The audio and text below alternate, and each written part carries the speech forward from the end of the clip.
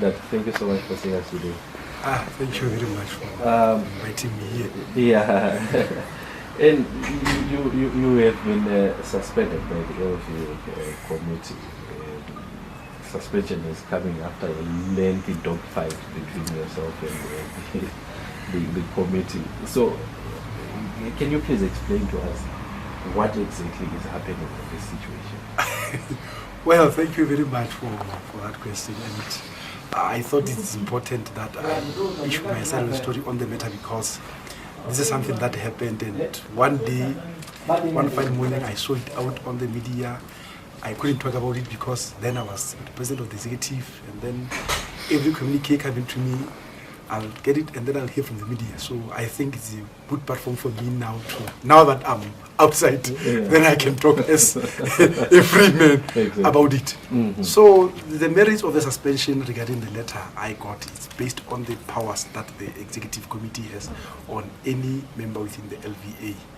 The letter that came to me first, it was a show cause letter that quoted to me the powers that the executive has, and then it showed that I have failed to execute some of the instructions that the committee has instructed me to do. And the cause instruction was that I could not issue out a letter of suspension to the Lesotho Defense Force for their conduct against Redskins. So basically that's what the suspension is all about. Okay.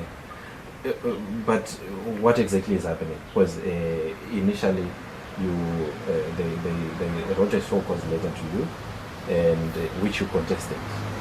And now what are the merits of this suspension, this new action? Okay, the principle of the law, as far as I'm concerned, and the constitution of the governing volleyball in Lesotho is that you are issued a show cause notice per the relevant clauses of the constitution. You are given some times to look at it, and then you can respond, which duly I did. Although the suspension letter was dated, the show cause letter was dated on an earlier date, I received it on a date, and then within the 14 days of that date, I responded. Well, naturally for me, I looked at it, and then all I saw was the misinterpretation of the constitution. That was as far as what I was concerned about that. Yes, this codes clauses within the LVA constitution, but now I think there's been a misalignment of what was quoted, and then my contest to it was that I don't think what they are saying is constitutional, based on the fact that the relevant clauses of the constitution were quoted in error. And then I proceeded as well to show my innocence to it, because whatever that I was instructed to do by the executive committee, I did carry out that instruction. So that's when I gave out the response. But it went further. By the time after issuing the response, I realized that the natural call of justice would be the time that was allocated for me to respond initially would also apply to the executive also responding to me. That time surpassed. I went ahead to alert the executive that, hey, be warned that the time has surpassed. And then, as far as I'm concerned, the matter is closed, because they did not align themselves with the allocated timeline. But I was surprised on when was it? Yesterday, to receive a suspension letter, which duly upon receiving, I signed on it, accepting that I have been suspended. So as it is, I'm the suspended president of Lesotho Volleyball Association. Okay. And now that you have been suspended, what's next? So are you challenging the move? Are you challenging the suspension? My understanding is my role has been elected by the Congress and the role of the executive. The primary objective that we exist is for the protection of the constitution of LVA.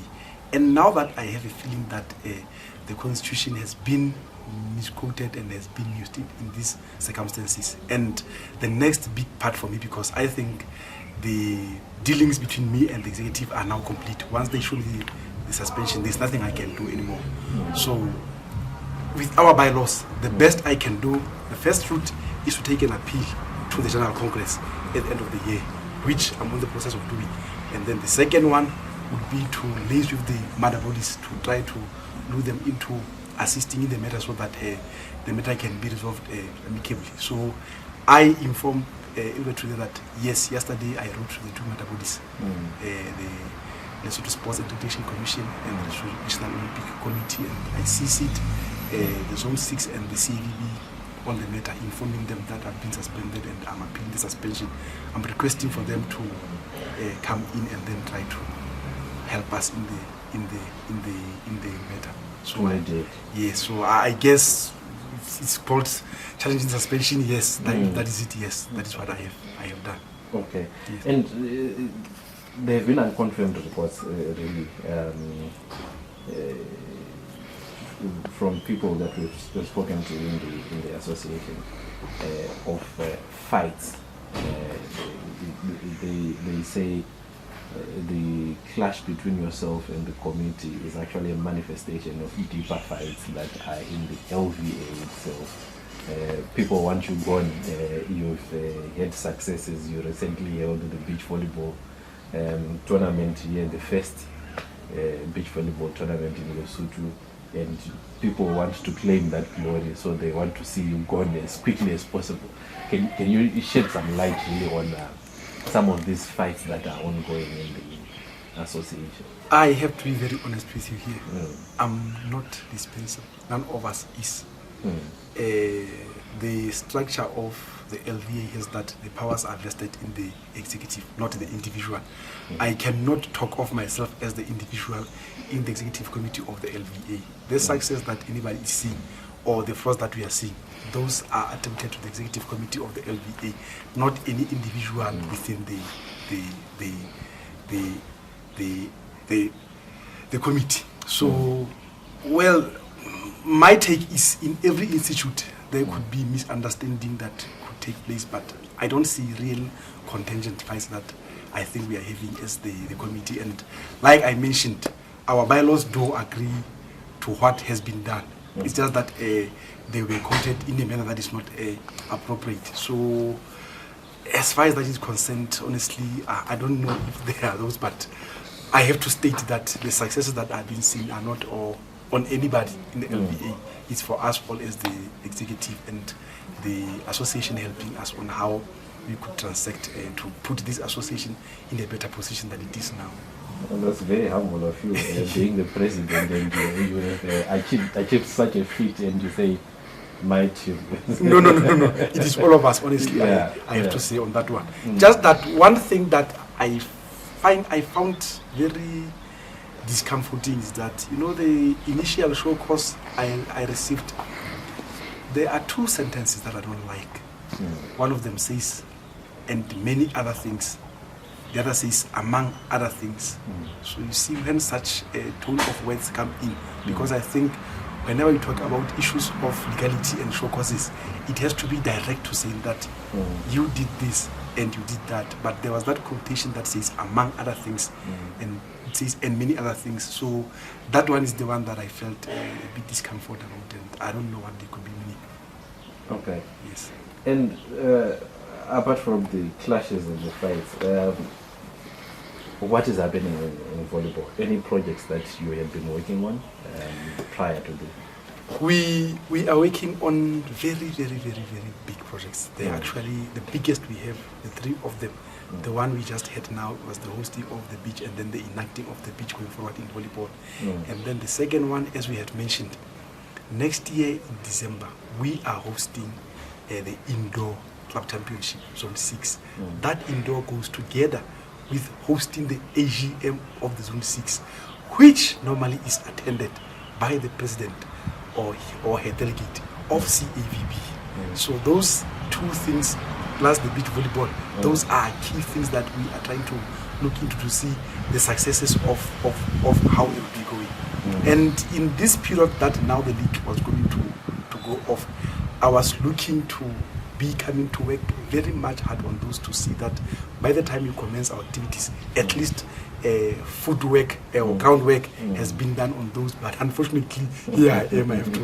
I have to stand down now. Yes. And you speaking of beach volleyball, congratulations on hosting such a beautiful and colorful tournament.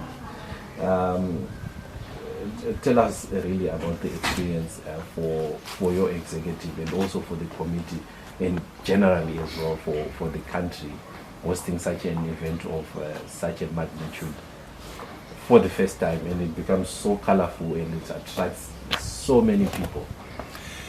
You know, I don't know if you were at the tournament towards the end of it. I gave out a speech, and my son likes to remind me that I cried when I was making a speech. It was for the first time as an individual I spoke from the heart, and I was that much touched of the support that we got from everybody for us to have been able to get that milestone. The business community was with us, our mother bodies, the LNOC, LSRC, the CAVB, the Zone 6, all of them were there for all of us. And like mentioned previously, we didn't want to come here as the executive of the LVA and say it was only through us. No, it was not. The whole community of LVA, the whole community of Lesotho stood by our side in making sure that we achieved that milestone. It was not an easy task, I have to tell you. Very, very, very difficult.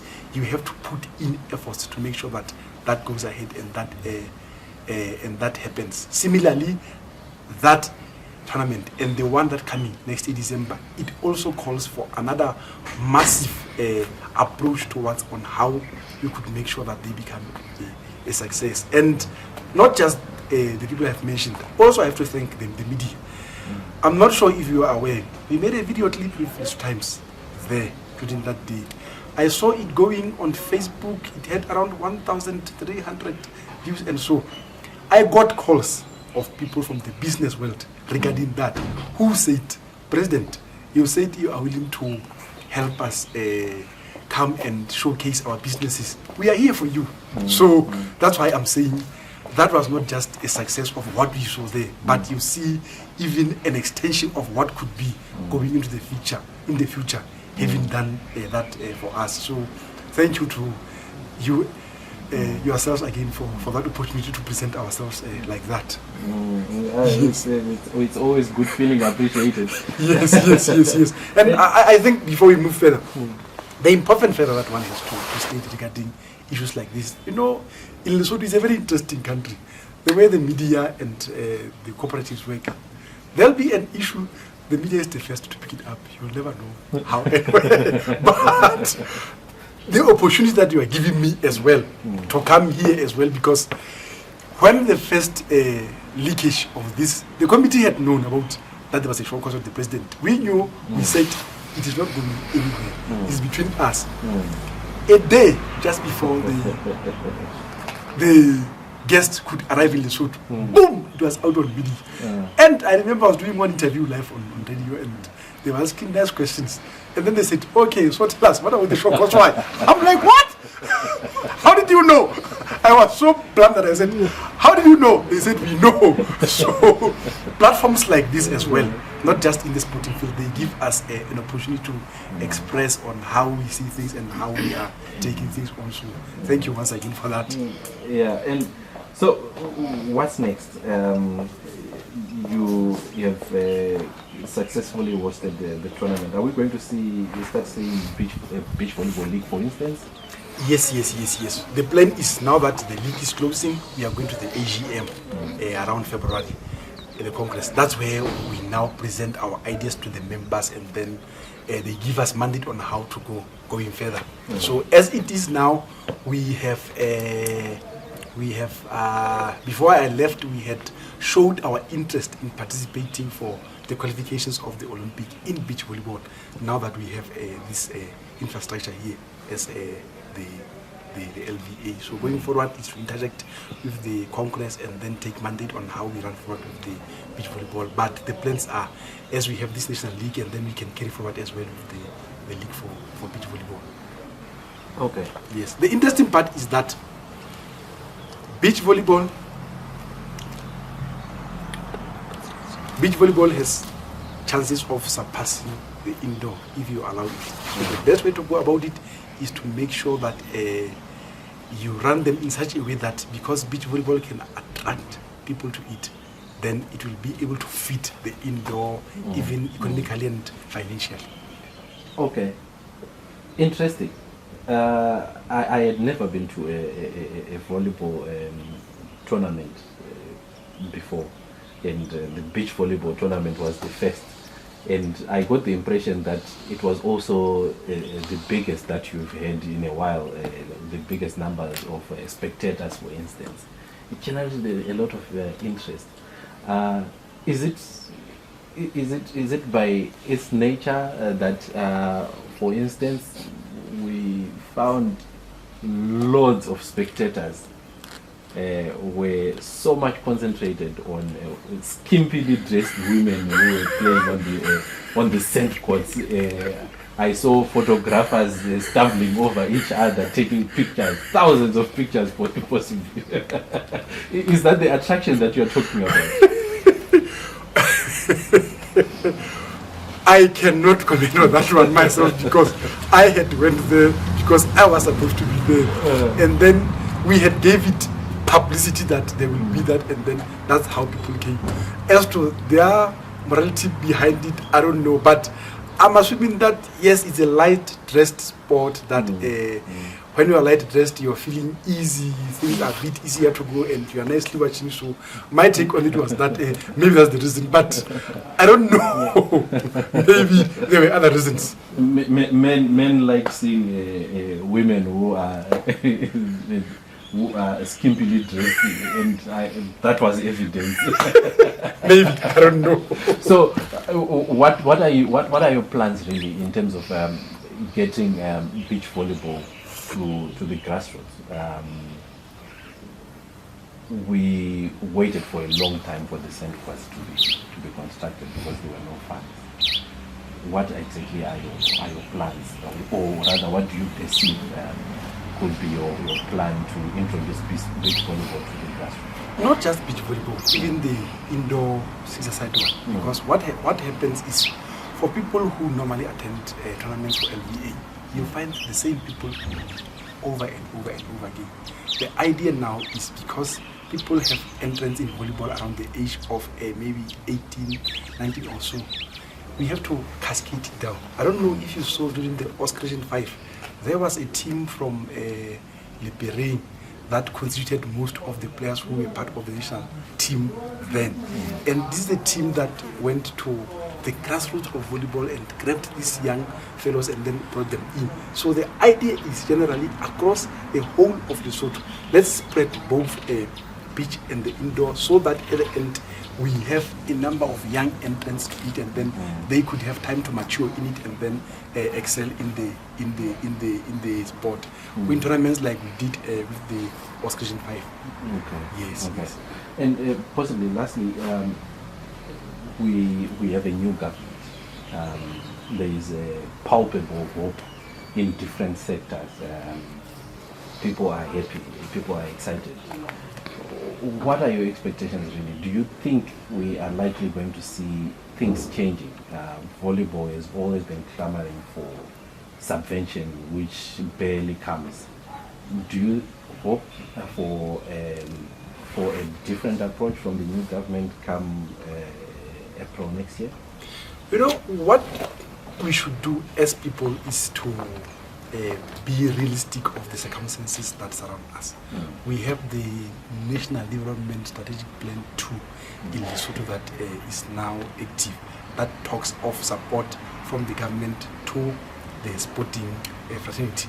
I think the approach that we have been doing as sports people was such that we are just sitting there waiting for the government to give us money. When you go look into the NSDP, there have been ways that are defined on how we can interact with the government, bringing sports as a sort of tourism, and that way you can get support from the government. As it is now, the past government, there was no money from the LSRC. But I'll tell you one thing, whenever you take a step towards something that could generate some economic empowerment to the country, you'd find that they will be coming your way and trying to help. So as far as the new government is concerned, all I am hoping for myself is for them to try to stick to those principles that has been said in the National Development Strategic Plan 2, and if that can be done, definitely as a sports community, we can have some benefit to it. As it is, the economy, I don't think does not allow for just for us to be sitting there and asking for LSRC or LNOC to be giving us free handouts. But if as sports people, we go to them with ideas on how, and proposal and ideas on how we could improve both parts, us and them, I think there could be something that we can get out of that. So my hope is that the new Minister of Sports will try to come up and then try to interject in that way so that we can get something out of it. And I take pride in boasting that after his election as the minister, and luckily I had his cell phone number, so I did give him a courtesy call and then wished him well in his new role. And I learned yesterday or the day before that he has even touched base with the LSRC to see how he could be helping in this much small time left before the end of the financial year. So we are hopeful. It's an interesting period, though. He's also a representative of the minority people with disabilities. Yes. It's just that the only question I thought asking the Prime Minister, not him personally, was that now social development is quite with sports and not health anymore. And maybe it's the new route that we have to learn, that that's how things go, and then get used to it. Chances are you might find that the chunk of money now going to social development done to sports. Well, I don't know. We are here to see that one. Yes. Okay. Yes. Thank you so much, Dada, for seeing us. No, thank you very much.